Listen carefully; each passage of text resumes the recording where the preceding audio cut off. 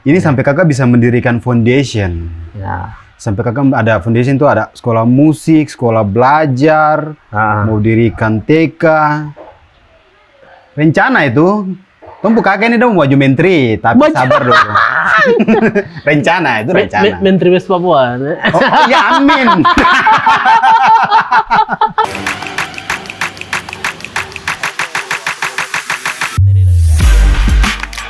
Berawal dari penggiat yang melakukan aksi menyuarakan tingginya angka HIV/AIDS di tanah Papua, kini Nies Tabuni lahir dengan gerakan baru mendirikan Akademi Musik Nies World Papua Foundation.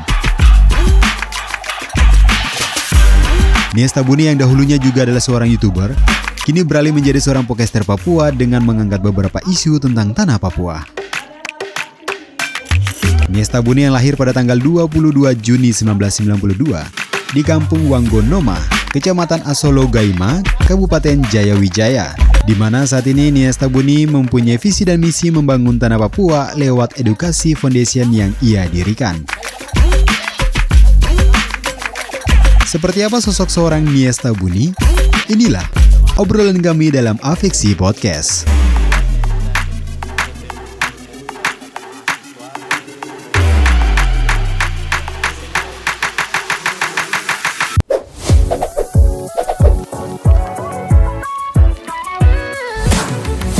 Oke, gengs, kali ini saya podcast bersama kakak Nies Tabuni, salah satu orang hebat tanah Papua.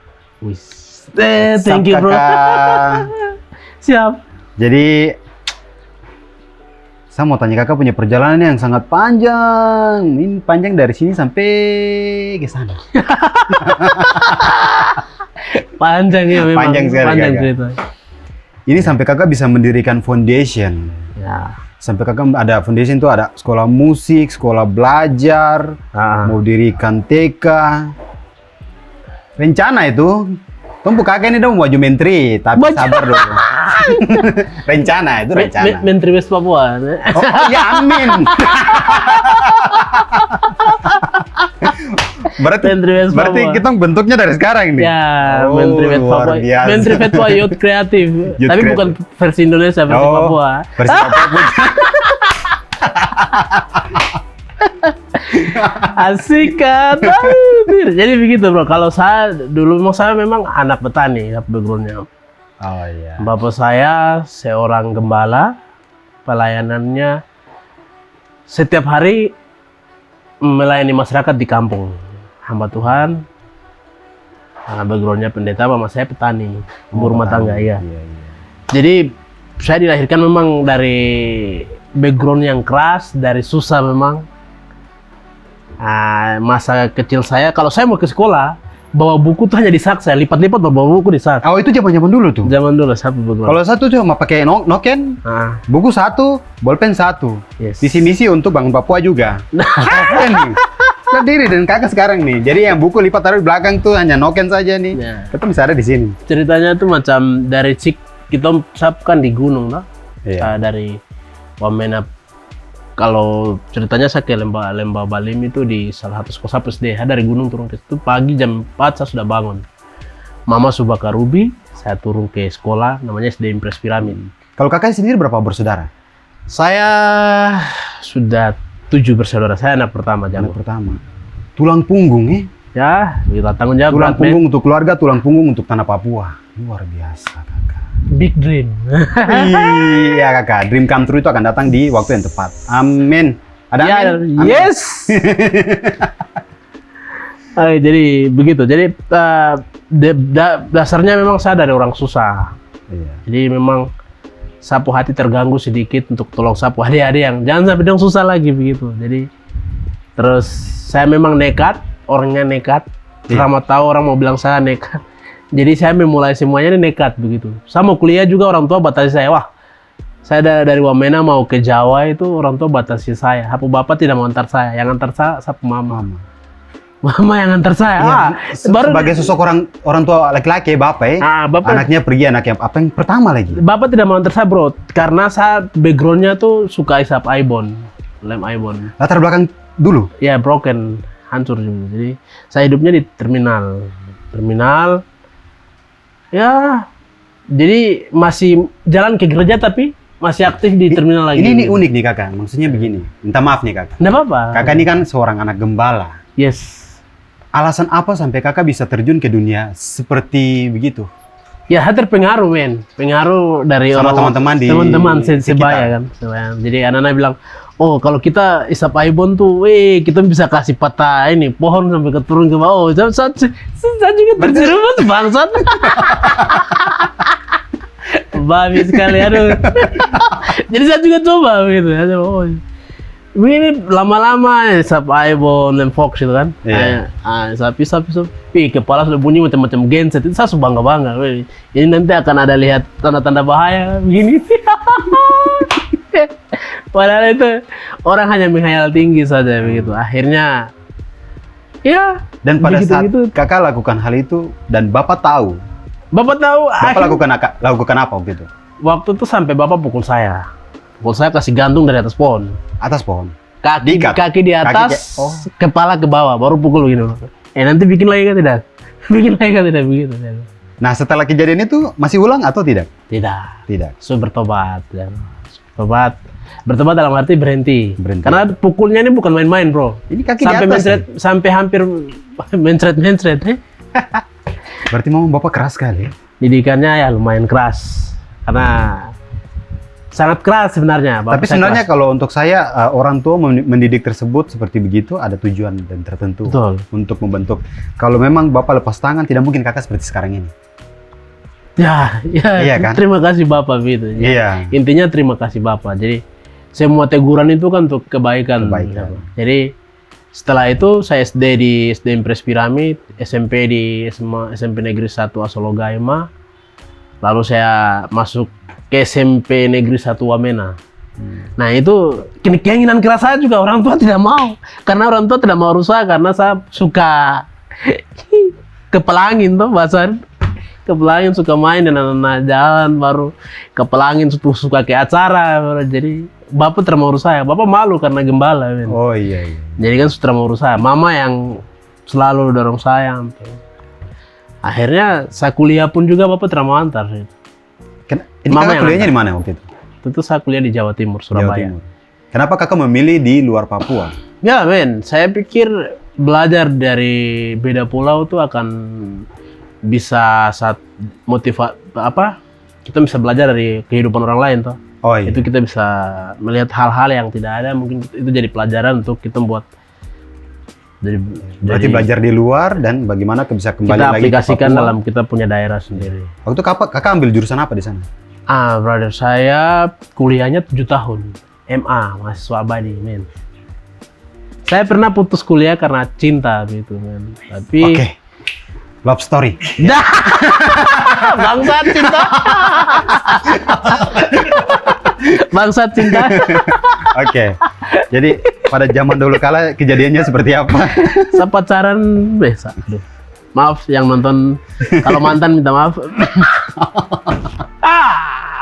Jadi bro, saya suruh PHP sampai tapi enggak jadi. Diambil oleh laki-laki lain. Sudahlah, putus 1 semester. Tapi kembali dulu, tadi kakak masih belum Nah, jawab. sampai situ dulu, bro. Maksudnya ambil jurusannya jurusan apa? Oh gitu? iya. Saya waktu itu karena dari SMA saya sudah masuk di radio. Itu yang dirintis oleh World Relief, salah satu lembaga NGO asing juga. Saya kerja di Komisi Penanggulangan AIDS Jaya Wijaya (WVI). Saya memang terlibat di organisasi LSM dari SMA. Suka buat event-event juga dengan LSM. Akhirnya saya masuk karena saya punya pembawahan sudah terbentuk, suka tampil di depan. Akhirnya saya bilang, kayaknya ada jurusan jurnalistik kan tidak kayak gitu. Akhirnya terus lihat dari situasi Papua, akhirnya saya lebih memilih masuk ke IKOM. IKOM itu kan ada tentang ambil fakultas ilmu komunikasi, FISIP, tapi jurusannya FIKOM, ilmu komunikasi. Nah, ada, jadi saya ambil PR dan jurnalistik, tapi saya lebih fokus ke PR, public relation. Seperti begitu. Tapi jadi, kenapa kakak tidak menjadi jurnalis saja? Kenapa harus mendirikan foundation gitu? Ya sudah di podcast kan. Oh sudah ya, podcastnya ada lupa. Podcastnya. itu belajar di kuliah sudah terapkan di podcast saya, men. Langsung kakak langsung terjun langsung di dunia podcast. Yes, men. Saya sudah sebenarnya bikin konten dari 2011, men. 2011. Itu bikin vlog saja, aktivitas daily vlog, jalan-jalan, makan. Pokoknya cerita-cerita baku tipu ada dan semua dalam di channelnya Stabuni itu. Iya. Ada 10.000 followers itu. Jadi nanti kalau kalian mau lihat perjalanannya kakak Nies Tabuni, kalian bisa lihat di channelnya Nies Tabuni. Itu channel awalnya. Channel Pengikutnya banyak juga. Tapi saya sekarang lebih ke brand Nies World-nya. Okay. Karena itu ada foundation-nya. Nah, sekarang karena itu ada big dream-nya. Karena ada goal besar yang sama buat gitu, men. Awalnya itu tahun berapa kakak buat itu foundation tersebut? Saya kembali lagi bro, kenapa buat foundation? Saya awalnya kan dari konten. Vlogger, jalan cerita-cerita, angkat wisata yang ada. Terus melihat situasi secara menyeluruh Papua, kurangannya akses jurnalistik. Akhirnya, saya waktu selesaikan skripsi, saya bicara tentang pembungkaman media di Tanah Papua. Itu judul skripsi. Maksudnya akses jurnalistik untuk Tanah Papua seperti apa? You know man, Papua situasi politik, sosial budaya. Dan media nasional tidak mau menginformasikan secara terbuka tentang berita-berita tentang. Dan itu kakak lihat sendiri? Itu saya lihat sendiri dan rasakan, men. Nah, dan itu jadi judul skripsi dan itu diterima. Jadi saya gali semua dari sejarah awal terjadi bagaimana orang Papua dibungkam sampai hari ini. Jadi itu dasarnya kan dari PPRA 1962, itu saya kupas semua situ sampai ke sini pembungkaman terjadi besar-besar. Karena itu kan masuk semua, saya singgung ke korporasi asing juga masuk, itu saling berhubungan. Jadi masuk semua, jadinya ada satu kepentingan yang didesain oleh orang-orang pintar dari korporasi-korporasi luar, dan Indonesia sendiri jadi ya bahasa sedikitnya jadi ya jembatan begitu, bahasa sederhananya. Kalau bahasa kasarnya boneka gitu. Kita kembali lagi ke masalah. Kita kembali ini lebih serius nih, ini lebih serius.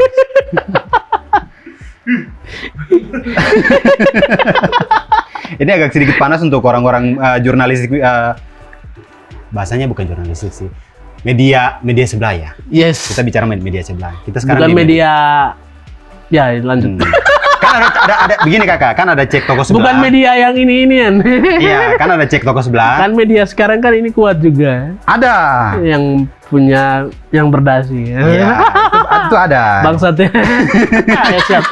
Jadi kan kalau film kan ada cek toko sebelah kan. Siap. Jadi ini cek media sebelah. Siap. Jadi medianya yang sekarang di lokal bagaimana, media yang sebelahnya bagaimana. Siap. Gitu. Nah kita bicara masalah jurnalistik nih. Dari kakak dulu tulis skripsi sampai saat ini, perkembangan media yang kakak lihat ini bagaimana?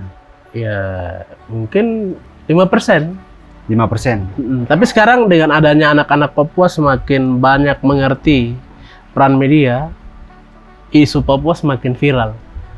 Itu salah satu batu loncatan gitu. Dan banyak anak-anak Papua muncul. Jadi apalagi yang dipermudah melalui Twitter, Instagram, media sosial ya. Media sosial itu membantu menceritakan Papua lewat apa yang terjadi sesungguhnya. Jadi sangat membantu sekali. Terima kasih buat pimpinan Facebook.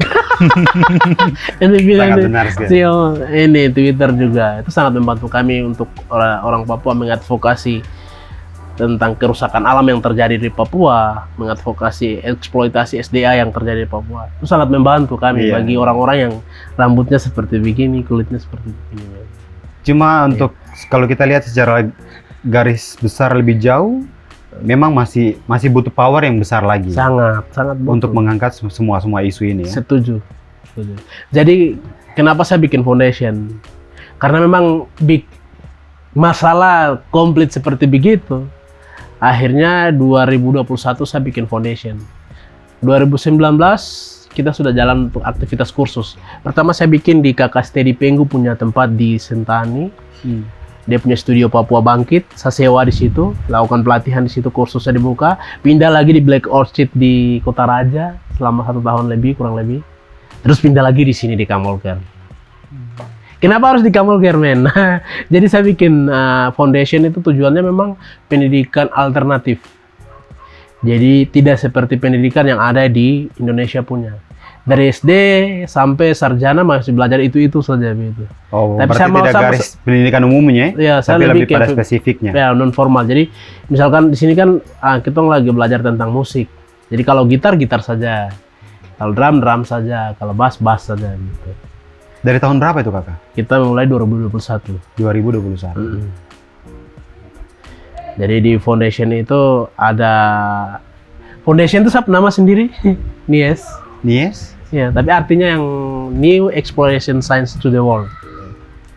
Jadi mengeksplorasi sains tentang Ini berbagai. penggeraknya ini siapa? Kakak sendiri sama siapa lagi? Ini sudah orangnya. Seorang diri Iya, men. Saya sendiri, tapi ada banyak teman-teman yang mengajar. yang bantu yang Mengajar ada di sini ada direktur sekolahnya.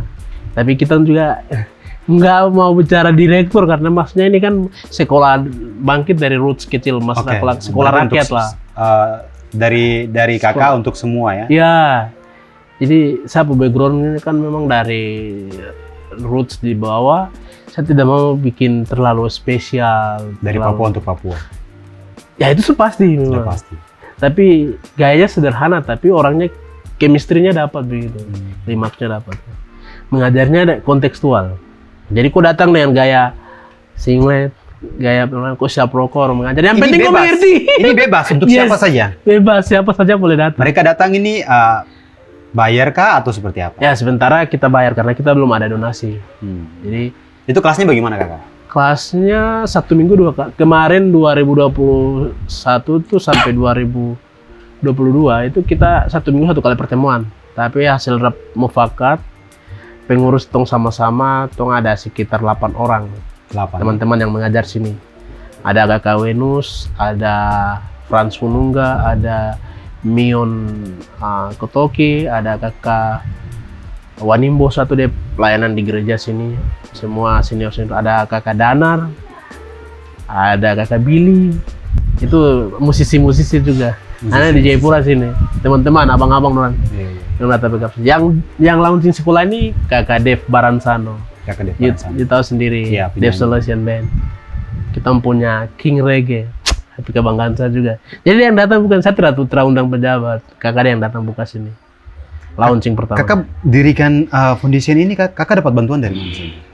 Sebenarnya saya tidak bisa bicara karena ada anak Tuhan satu yang bantu. Karena itu berkat Tuhan.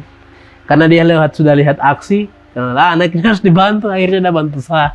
Akhirnya saya bikin badan hukum, puji Tuhan. Terima kasih kakak yang sudah bantu. Dan akhirnya badan hukumnya sudah jadi juga? Sudah jadi, puji Tuhan. Puji Tuhan dalam waktu dekat juga di Wamena sudah ada izin operasionalnya Swarm, LKP-nya sedang dirintis. Kalau di Jayapura mungkin dalam minggu besok hari Senin ini ada ujian. Sudah di WhatsApp ke saya dari bagian Kadiknas PAUD Kota Jayapura. Iya. Mereka sudah kasih WhatsApp, terus ada izinnya sudah keluar. Izinnya. Berarti kakak dengan niatnya baiknya kakak ini untuk melakukan hal-hal ini, berarti bantuan-bantuan juga mulai datang ya? Untuk Dan sama saat ini belum. Tapi saat ini keajaiban Tuhan hanya Tuhan memperlancarkan aktivitas perizinan lancar. Tapi untuk donor yang dalam skala yang besar belum. Belum ya? Karena kita masih putar di Wamena dan Jayapura saja. Sama seputar Papua saja begitu. Kita belum buka diri sampai keluar. Oke, kakak. Untuk kita bicara anak-anaknya tadi kakak bilang kan, mau datang pakai singlet kah, mau datang isap rokok kah. Nah ini kan anak-anak kan kita bicarakan unik, karakternya kan beda-beda sekali. Yes, man. Nah pada saat mereka datang, pernah tidak ada kendala-kendala untuk membentuk mereka untuk ini sekarang ini piano kayak gini? Yang saya dengar dari teman-teman guru, mereka kurang konsisten saja. Konsisten. Jadi cepat rasa puas, sedikit tahu rasa puas. Jadi untuk jadi profesionalnya kurang. Nah itu yang mungkin kurang buat adik-adik yang selalu datang. Jadi mengerti sedikit langsung sudah rasa angkat dada, harus bisa. Oh, berarti itu salah satu kelemahan. Seharusnya mereka harus kuasai sampai tujuannya ada ini kan dong harus bisa bikin lirik sampai bisa menciptakan dunia pekerjaan juga. Dong bisa tampil di bikin band, gitu. Bisa atur. Jadi dari sini dong hanya baru tahu partitur saja dari chord A, B, C saja dong sudah puas. Sebenarnya belum. Oh, Masih berarti lebih kepada sekali. puas diri ya. Ya, cepat puas. Cepat puas. Itu gitu. kekurangan di situ. Kita anak-anak muda yang lain. Kids zaman now, kadang bilang kids now kan. Iya, kids.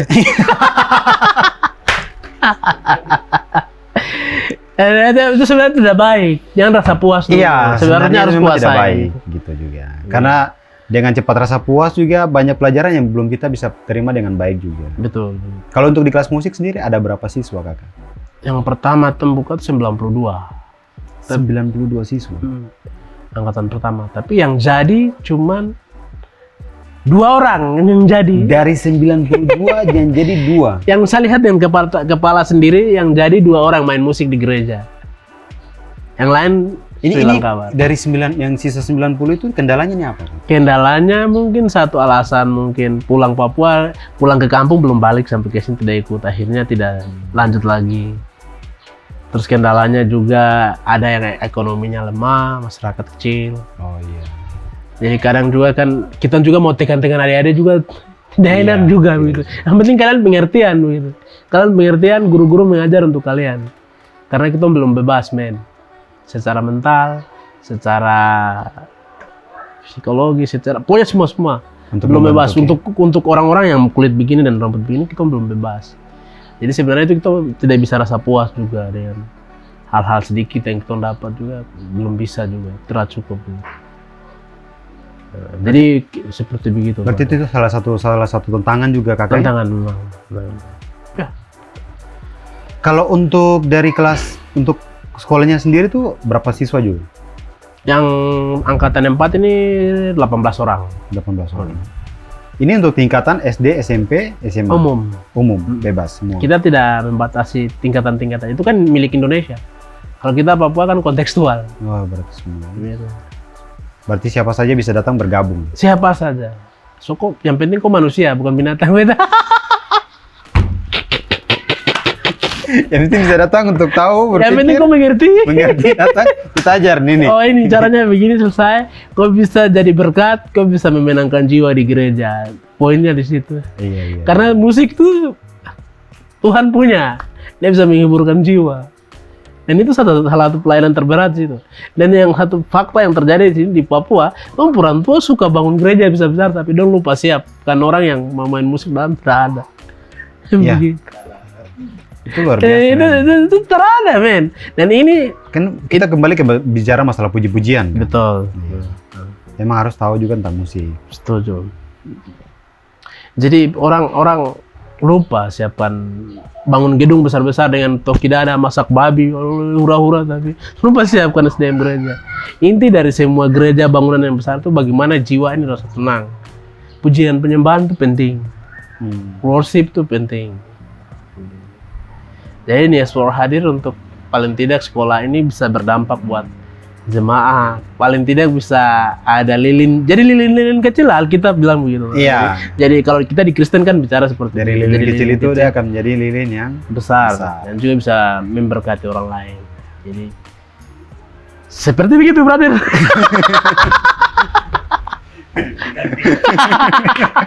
Ini semakin tegang dan semakin tekan. Jadi selain di Jayapura kakak akan bangun lagi di di ya Nabire ada itu rombongannya Meli Adi.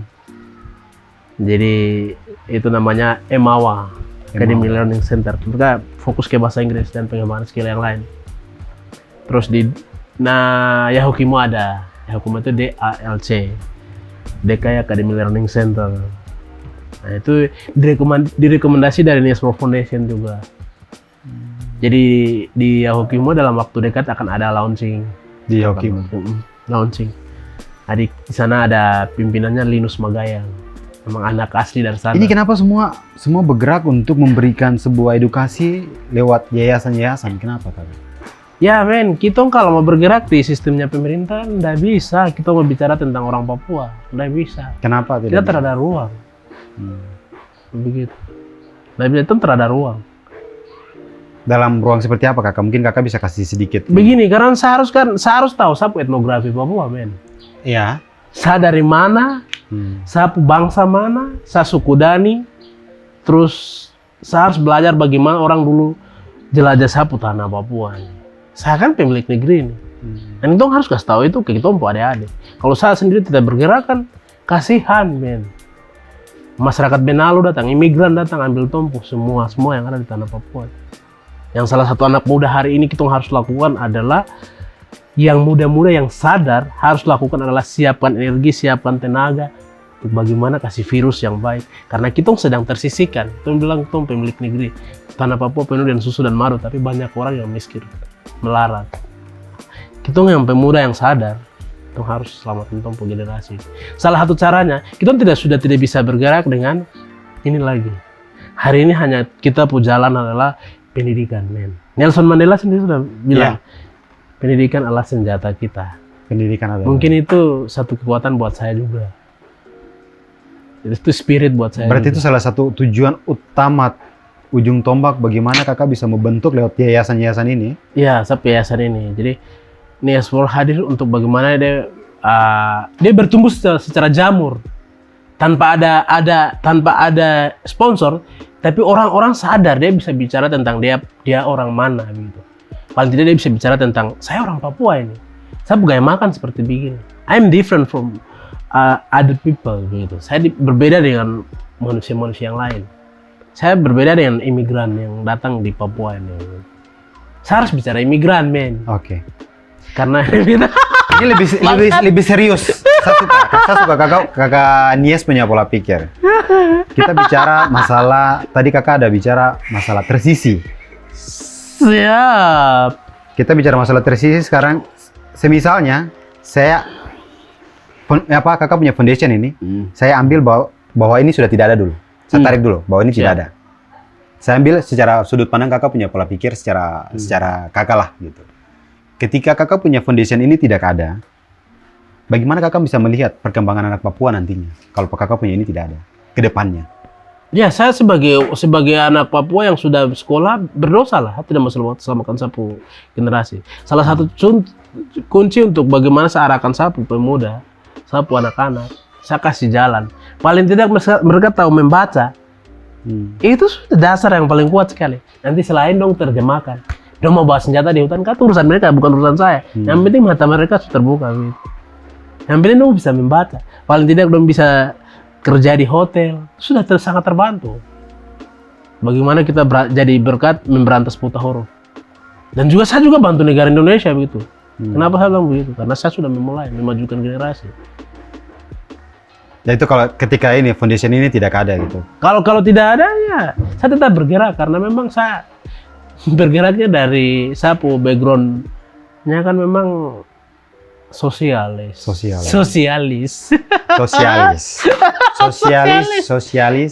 Idealis. Yes. Jadi saya orang tidak suka di sistem, men. Saya tidak suka di sistem. Gitu. Sistem terlalu banyak mengatur, baru terlalu banyak aturan, baru orangnya tidak maju-maju. Lebih bagus kita kasih ajar orang. Caranya gini loh, kau harus gini. Kalau kau mau maju, kau harus kuasai ini selesai. Itu jadi bahan untuk kau kerja menghasilkan kau uang. Oke. Tadi kan saya ambil foundation ini kan tidak ada nih. Ketika saya kasih kembali lagi, foundation ini ada dan akhirnya menjamur. Bagaimana dengan regenerasi anak Papua? Kita bicara masalah hitam kulit keriting rambut. Ya kemungkinan besar Papua akan merdeka. Kemungkinan besar. Karena yang bergerak ini semua anak-anak muda. Kalau bicara kemerdekaan kan, ya bukan bicara untuk rebel, tapi itu kita tidak bisa tertutup. Karena sudah viral mau. Ya gitu. Jadi ketika aku tipu gitu. Jadi ketika karena merdeka dalam artian begini, merdeka secara paling tidak sapu anak-anak itu bisa mandi lah. Merdeka secara kebersihan, merdeka secara pola pikir yang maju. Paling tidak bisa bersaing secara positif. Ya, memerdekakan pikiran-pikiran yang positif itu penting. Iya. Karena Ya, yang politik urusan kalian-kalian yang sudah yang ada di Berarti lebih kepada bagaimana memerdekakan diri mereka sendiri. sendiri. Dan dong bisa memperjuangkan mereka punya, paling tidak diri mereka sendiri. Paling tidak tahun 2 yang tampil ganteng ini kan itu sudah merdeka begitu. Begitu. Bersama kakak Nies. Bro Abdul. Di kakak punya pola pikir ini, di tahun berapa Papua akan maju dengan perkembangan yang sangat pesat? Kenapa kita bisa kalah dengan saudara-saudara kita di Pulau Jawa sana? Papua, Jawa juga tidak sepintar-sepintar kita orang Papua kok. Kenapa men? Di kuliah saja dong masih pakai bahasa Jawa. Saya sempat protes men di sub kampus tuh. Kenapa dosen mengajar pakai bahasa Jawa? Bangsat. Tuh. Iya. Kita kan Nusantara men. Bangsat kan? Jadi Saya kuliah, saya mata kuliah itu diputus saja, tidak lolos. Saya ulang lagi, nggak apa-apa. Tapi saya bicara untuk Nusantara. Kenapa Pak dosen? Kenapa you mengajar pakai bahasa Jawa? Sedangkan kita ini anak-anak dari Maluku ada, Papua ada, iya. Sumatera. Kita dari timur ini paling banyak untuk lanjutkan sekolah di sana. Yes, baru di sub kampus tuh kan kampus Merah Putih men. Oh itu bicara kebangsaan kuat sekali. Jadi saya kikis itu dan Iya. dosen dan mampu bertahan. Sosialis idealisnya masuk. Yes. Masuk. Hajar di situ. Saya ya paling tidak begitu men. Saya waktu itu sempat kesal juga dengan ya dosen bangsat begitu. Saya bilang bangsat karena memang dia kasih jatuh saya. Dia tidak mau terima kritik dari saya. Saya tidak bisa bicara saya tapi minta maaf beberapa dosen Tapi yang nonton. ya itu gamblang. Maksudnya kakak kritik apa ke dosen tersebut? Karena dia mengajar kita pakai bahasa Jawa. Yes. Dan sedangkan kita ini ada Dan tidak- bangsa-bangsa yang lain juga ada dalam kelas itu. Saya bangsa Papua dan suku Dani. Saya tidak mengerti bahasa Jawa. Dia tidak paham. Yang kejadian itu terjadi 2011 pada saat saya baru masuk kuliah. Mata kuliah namanya logika, men. Ya pas masuk. Kita memang benar. Logika, men. Jadi itu saya dosen itu keras juga sama dan saya otak keras. Jadi Iya. tanda baku debat. Logikanya begini, kalau dosen mengajar pakai bahasa Jawa, saya yang tidak mengerti bahasa Jawa, logikanya kan tidak nyambung. Nggak nyambung, men. Kamu bicaranya apa? Saya kan tidak mengerti gitu. Terus mau bicara Indonesia yang mana? Iya. Indonesia kan dia Indonesia pertahankan yang Nusantara. mana? Indonesia yang ada di sini atau Indonesia yang ada di sana? Begitu men, di kampus kita itu kan kampus 17 Agustus yang bicara memang tentang NKRI harga mati kencang juga di situ. Iya. Tapi yang idealis juga kencang juga. Ya kan mereka kan sudah Bangsawanis merdeka kan? juga Kalau di kencang sana kan juga. mereka sudah merdeka. Belum juga men, banyak anak-anak yang masih di jalan, banyak juga. Bilang Indonesia merdeka secara sudah merdeka, kasihan, dah belum juga.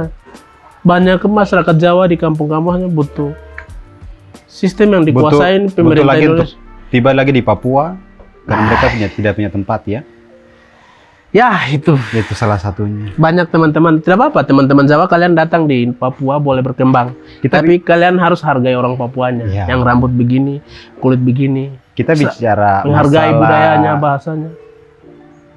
imigrasi ya. Ya, Kakak setuju tidak dengan program-program tersebut yang ketika Papua jadi tempat lahan untuk mereka datang lagi dan lagi? ya itu kan kita kan bangsa terjajah men. Terjajah dalam apa nih kakak? Kita punya sejarah yang panjang orang Papua. Dari sejarah orang rebut tanah Papua sendiri dengan senjata men. Itu sendiri kan kita bisa lihat. Tapi kalau dari kakak sendiri, setuju tidak Papua ini jadi tempat migran gitu? Iya memang daerah imigran tuh daerah jajahan tuh wajib ada orang-orang imigran yang datang untuk kuasai tanah Papua. Dan kita sendiri sudah sedikit begitu. Jadi wajar lah kita sebagai pemilik negeri yang orang-orang yang model seperti saya, yang jelek-jelek seperti saya macam begini, mau buat apa? Kita sedikit tidak bisa. Terpaksa kita harus ya. Kalian silakan masuk. Tapi kalian harus hargai orang-orang Papua, pemilik negerinya. Bagaimanapun kejelekannya, bagaimanapun cara hidupnya, harus tetap menghargai mereka. Jangan memandang sebelah mata. Karena mereka yang Tuhan kasih tanah untuk jaga tanah Papua ini. Karena kan bangsa teman-teman imigran kan kalian Tuhan kasih untuk kalian hidup di Jawa sana. Jadi yang paling tidak itu mereka bisa saling menghargai sesama manusia. Iya, Karena benar. Sapatnya Sang Agung di atas bilang tidak boleh ada kekerasan. Yang penting semua manusia harus hidup damai. Ya, itu saja, orang hari ini hanya butuh kedamaian saja. Kok boleh saja cari makan di tanah Papua. Tapi yang penting kok jangan bunuh orang Papua. Karena manusia Papua tuh harganya sangat mahal, men. Karena hanya ada satu bahasa, black sweet, tidak ada namanya white sweet, tidak ada itu, tidak nyambung. Hanya you yang unik begitu. Kalau UK Eropa, perempuan kulit putih naksir bro, mungkin you punya istri 100, saya 1000. Jadi masa Begitu men, itu. Memang kalau kita bicara masalah Papua ini sangat kompleks sekali. Rumit men, Sangat kompleks sekali. rumit. Apalagi dengan ada kombatan. Karena kan mereka sudah tahu gitu persekusi. Sejarah-sejarah yang menyimpang belum terselesaikan. Negara sendiri tidak mampu menyelesaikan. Begitu. Dan negara sendiri kan punya hutan banyak juga di luar negeri. Jadi bagaimana dia mau lepas Papua? Iya. Baru mau lunasi hutan dari siapa gitu kan? Gitu. Jadi sengaja Papua. Jadi ini nggak bisa dilepaskan. Pemberi sumbangsi besar buat Indonesia ini kan Papua. Ada Freeport, ada Linggi Tangguh, ada Korindo, Meko, perusahaan-perusahaan asing semua. Begitu men. Jadi susah. Tapi kalau kita bicara Selamat buat teman-teman yang lagi berjuang di luar. Berjuang maksudnya di jalan-jalan. Itu tetap semangat gitu. ya kita juga sebenarnya lagi berjuang ini, lagi berjuang untuk menyuarakan kita punya pola pikir yang Kritis. ya Kritis yang idealis tuh. spesialis. Dan fak-fak. Pokoknya kuta fak-fak. Oh iya, Pak.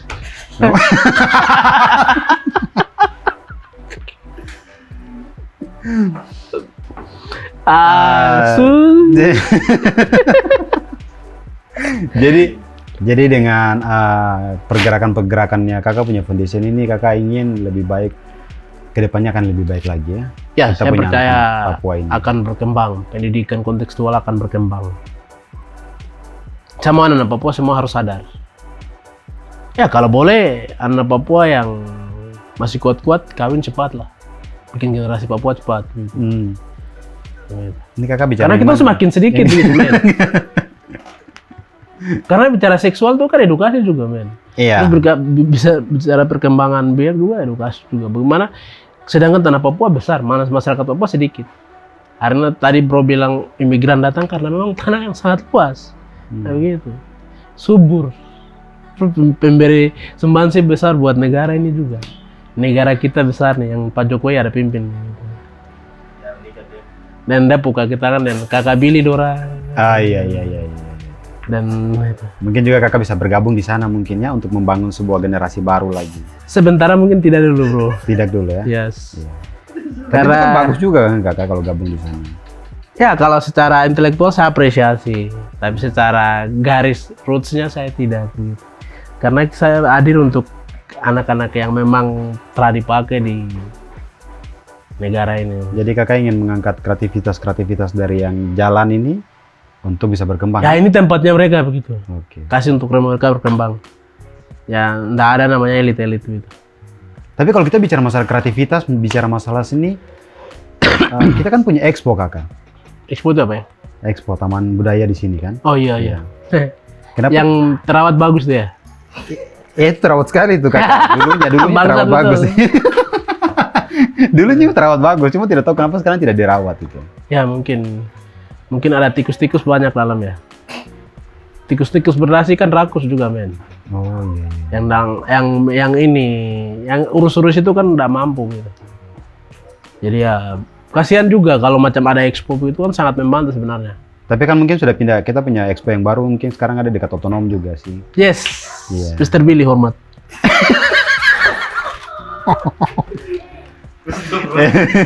Tapi itu bagus loh kakak. Jadi kan tempat kreatif. Jadi mungkin kita ini bisa bergabung mungkin di sana. Tapi mungkin butuh beberapa waktu lagi sih. Ya, selagi dia bicara tidak melibatkan kepentingan-kepentingan yang lain, tanda petiknya. Iya. Ya kalau saya mau, tapi kalau bicaranya pro kontra dengan ideologi saya nggak mau, men. Iya, iya. Kakak kan orangnya idealis sekali kan. Nah, Jadi memang tidak bisa. saya bicarakan bagaimana bicara sapu kulit ini, bicara sapu rambut ini. Iya, benar. Karena saya, Tuhan kasih saya untuk bagaimana jaga tanah Papua, bagaimana lindungi tanah Papua. Karena saya orang Papua, men. Iya. Begitu. Jadi saya berhak bicara sapu hak. Itu hak saya. Undang-undang sendiri sudah lindungi saya. Men. Jadi, Yang mau tangkap saya juga itu orang paling bodoh begitu ya. Begitu. ya.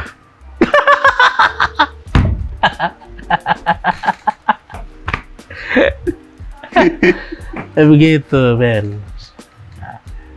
Silakan. Terakhir untuk kakak ini, apakah beberapa tahun-tahun ke depan ini kita punya anak-anak Papua bisa sadar untuk dengan karakter ya, yang tadi kakak bilang cepat rasa puas, dengan belajar sesuatu saja cepat rasa puas, apakah mereka bisa berkembang lebih pesat lagi, lebih baik lagi untuk mengembangkan mereka punya tanah dengan kreativitas mereka sendiri.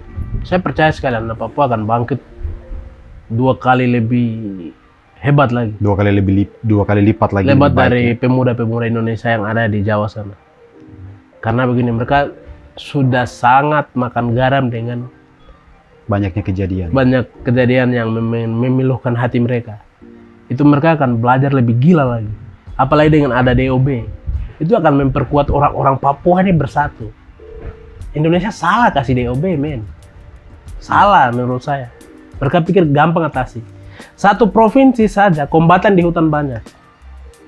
Bagi saya, negara salah. Intelijen salah baca ini, men. Mereka akan perkuat orang-orang Papua untuk bagaimana serang balik Indonesia. Itu. Makanya kalau dari kakak sendiri dengan terjadinya DOB ini memang ada sebuah kesalahan juga gitu ya. Ya, mungkin 50% 50-50 ya. akan membantu. Tapi Di satu sisi juga ada PR juga yang harus dilihat juga ya. dilihat juga. Dan orang asli sendiri tersisihkan. Dengan adanya statement dari Kemendagri bahwa tenaga honorer akan dikirimkan dalam jumlah yang banyak dari luar Papua, itu kan Kenapa harus dikirim lagi dari luar kan? banyak. Kampus Uncen juga menyudakan ribuan mahasiswa banyak. Iya, itu yang saya mau tanya begini. Sekarang begini, kalau memang harus dari luar, buat apa ada banyaknya universitas di kota Jayapura? Ya, Universitas Jayapura sekitar 8-9 kalau betul. Iya. Kalau di Papua 30-an lebih kalau tidak Kalau salah. memang harus dari Tanya luar. kira-kira nanti Pak Surel Moho marah salah. Pak Kepala Dikti. Tapi begini kakak, ini serius. Kalau memang harus dikirim dari luar, sedangkan kita punya universitas tertua dan terbesar di tanah Papua adalah Universitas Cendrawasih yang melahirkan banyak sekali wisudawan ini yang terbaik. Kenapa harus dari luar lagi gitu? Ya, mungkin orang-orang yang kerja di sistem perlu sadar bahwa orang-orang hebat Papua banyak juga ada di tanah Papua. Tapi mereka sendiri tidak mau mengakui orang Papua yang cerdas.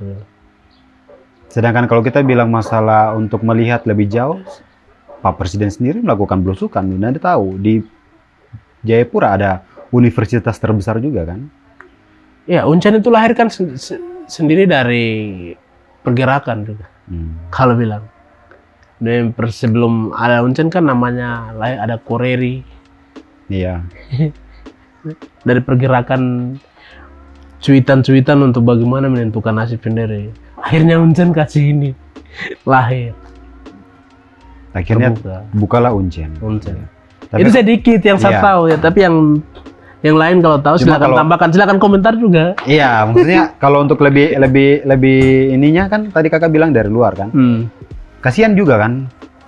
Nasib kita bicara masalah pekerjaan juga. Yes. Ketika anak-anak ini sudah wisudawan ini sudah lulus, mereka mau cari pekerjaan di mana lagi? Kenapa harus dari luar lagi? Berarti ruang-ruang ini akan dikemanakan juga kan? Ya, mungkin orang-orang yang kerja di Kemendagri mindsetnya harus berubah. Orang Papua secara SDM 90% sudah siap, tapi tidak ada ruang. Nah itu dia. Dan kenapa mau dikirimkan dari jauh? berdayakan orang asli supaya tidak ada teriakan sini sana. Gitu. Ya. Kalau ini kan balance, men. Iya. Orang Papua punya tanah, kasih orang Papua sendiri kerja, kan aman. Tidak ada kecemburuan sosial, men. Jadi masing-masing urus diri sendiri.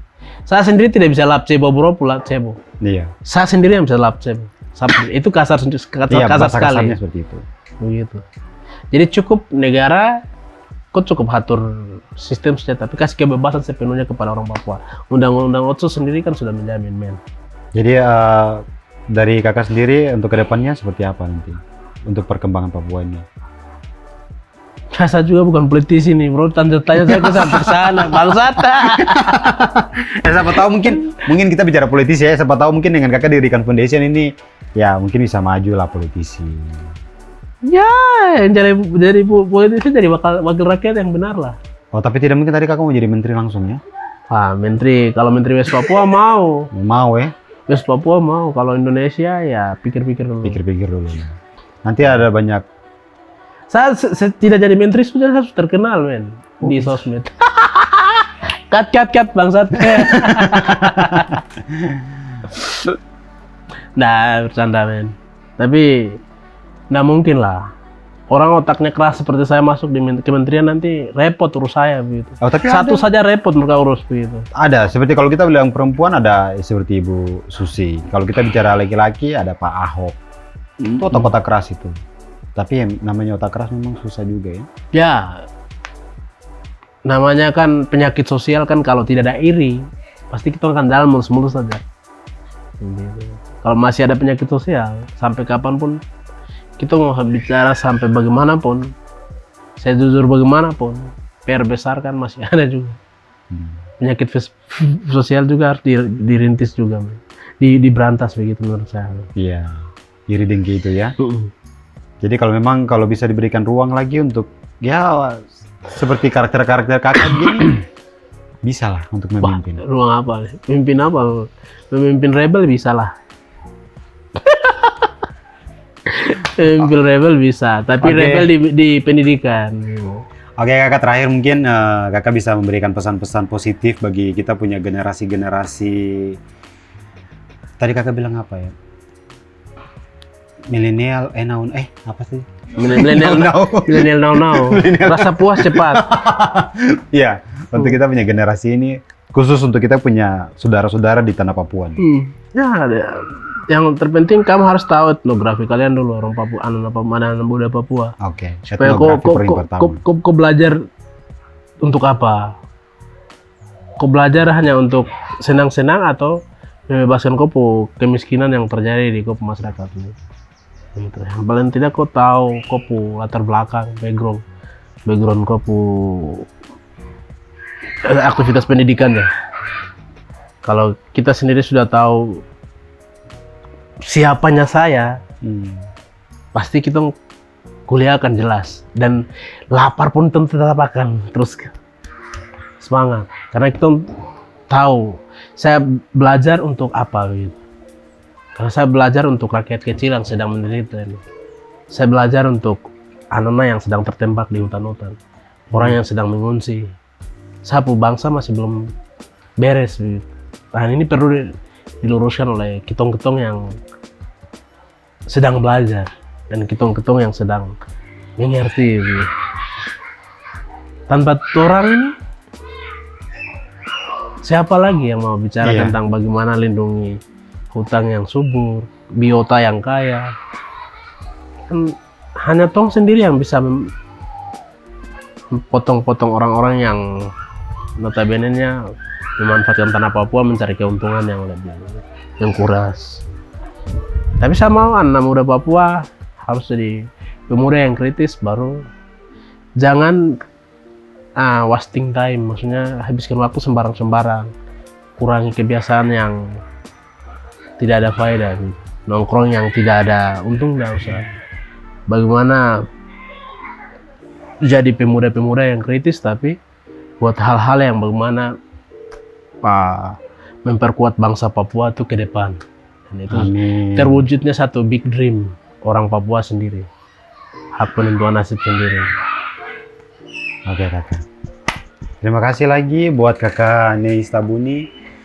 Mungkin ini bukan podcast pertama, kita mungkin akan lanjut ke podcast kedua lagi yang lebih unik lagi. Siap, itu bisa. Telanjang-telanjang boleh.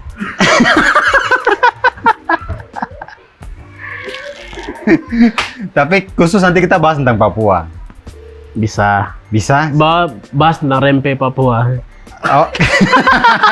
Kita bahas IPR saya sudah kalau Iya, gitu. boleh. IPR saja. IPR rempe. Kalau kita bahas rempe-rempe, wah bahaya nih. Ya, tidak apa-apa, men. Yang penting edukasi. Iya, siap. Oke, terima kasih lagi buat kakak Neis. Bro, Tuhan dulu. berkati. Thank you. Terima kasih juga sudah datang di Niasbal. Sampai jumpa. Hormat kamu semua.